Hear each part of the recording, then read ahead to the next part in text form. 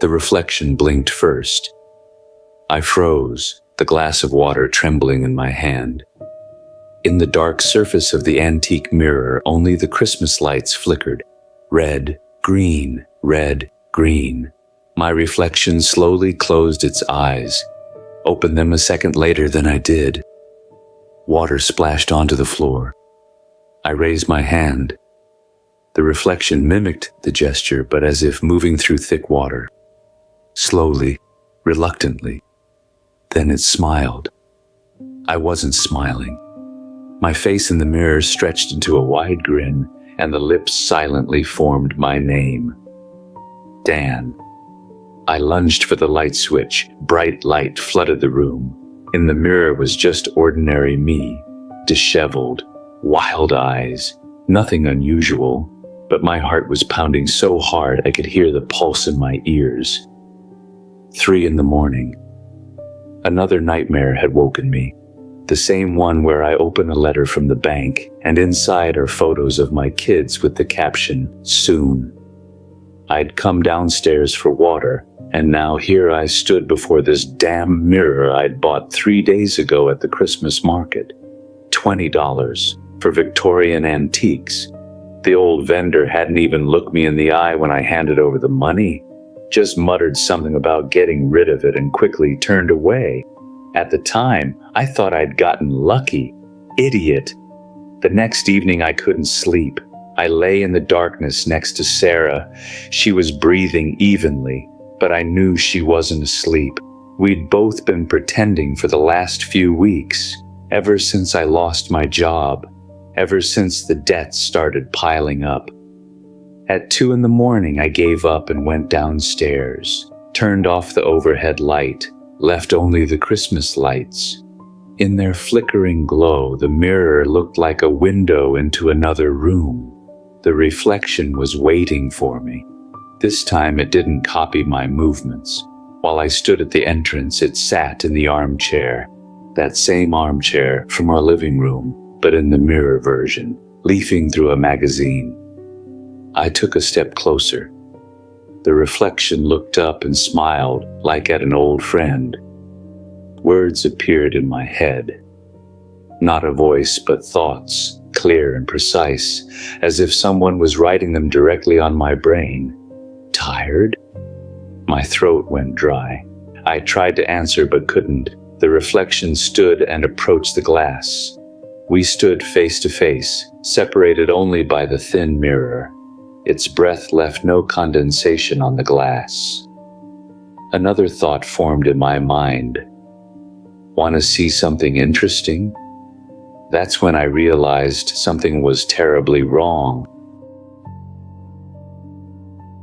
The mirror changed.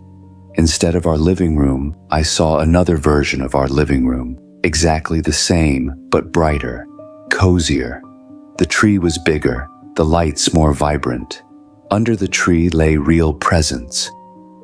Lots of presents, beautifully wrapped. Sarah sat on the couch. My Sarah, but different. She was smiling, not strained like in recent months, but genuinely. Next to her sat me. Another me. He had his arm around her and she leaned into him, content. Happy. I stared at the scene and something inside me broke. The reflection nodded. The word formed in my mind, forever. December 22nd, Sarah found the letter from the bank. I'd hidden it in the desk drawer, but not well enough. I came home and found her in the kitchen, the letter in her hands and empty eyes. She threw the letter on the table. An hour later, they left. I was alone in the empty house where under the tree lay empty boxes, and in the living room hung a mirror that contained a better version of me. On December 24th, I spent the day in darkness. Didn't turn on the lights, didn't answer calls, though nobody called anyway. That evening I approached the mirror. I tried to smash it with a hammer, hit it once, twice, 3 times. The glass didn't crack. The reflection looked at me and smiled. The thoughts came again. You can't break it. It will only break from the inside. When the clock began to strike 12, I was standing before the mirror. I didn't want to be there, but my feet had brought me here on their own. The reflection was already waiting, hand extended toward the glass. I raised my hand.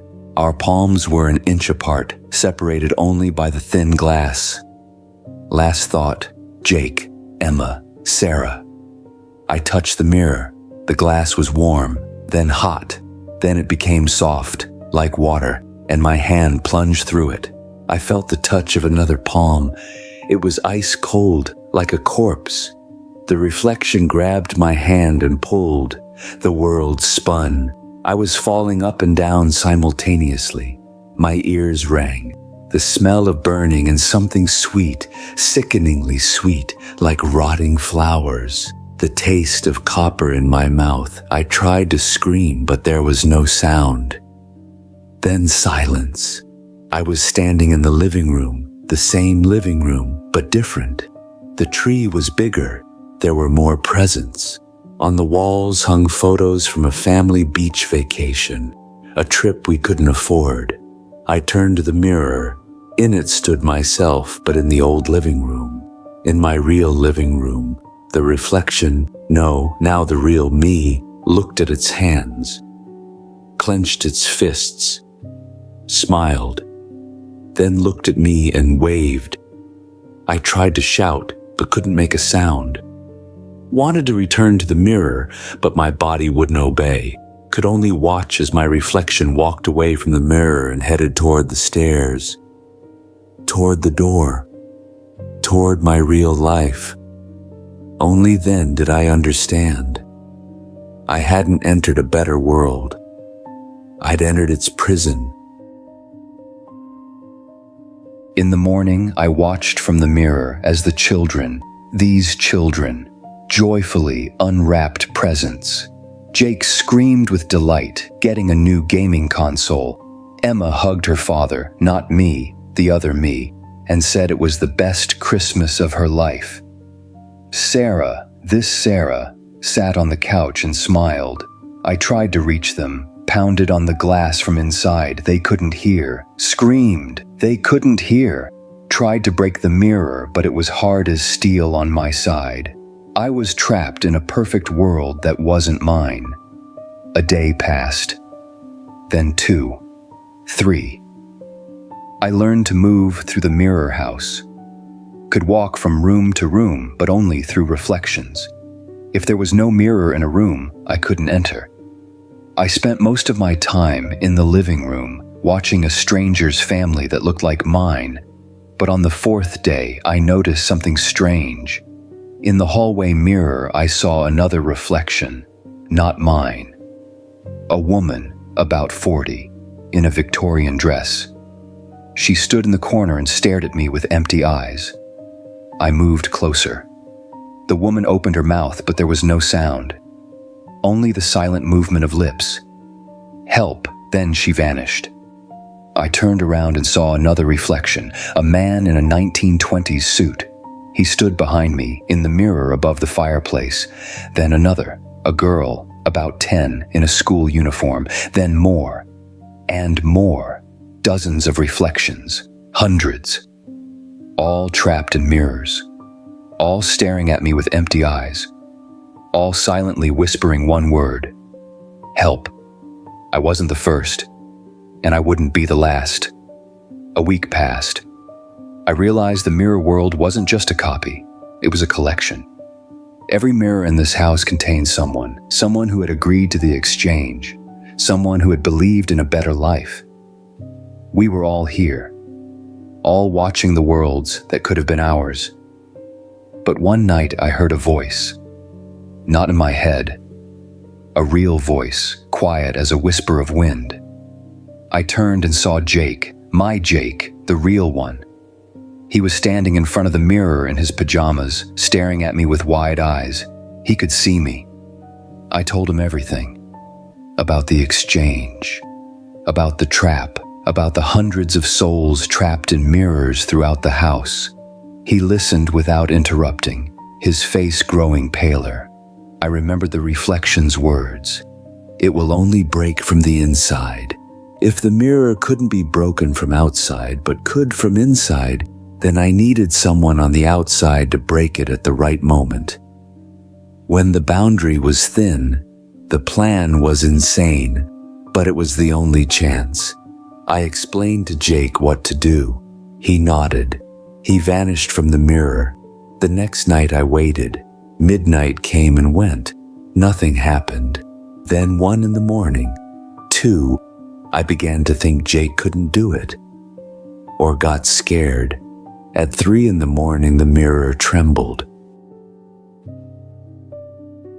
The glass covered with cracks like a spider web. Light flashed, blindingly bright, and I heard a scream. Not a voice, but directly in my head, piercing and full of rage. Then silence. The mirror shattered, and I fell. I woke on the floor of my living room, the real living room. Small, crooked tree, empty boxes, cold and darkness. Jake stood over me holding a hammer. Next to him lay the shards of the mirror, that same mirror I'd bought at the market. I sat up and the world spun. My whole body ached as if after a long illness. The taste of blood in my mouth. I hugged my son and looked at the shards. In one of them I saw a face, not mine, the reflection. It stared at me from the shard, and in its eyes was such hatred that I looked away. I heard footsteps on the stairs. Sarah stood in the doorway in an old robe with wild eyes. She looked at me for a long time, studying, then slowly approached and touched my face. She hugged me, and we stood like that in the cold living room among the shards of the cursed mirror. Emma came down next, sleepy and confused. When she saw me, her eyes widened. She nodded and pressed against us. We stood together in the empty house, with no money, no future, with mirror shards at our feet. But we were together, and we were real. 3 months passed. I found a job. Not as good as before, but a job.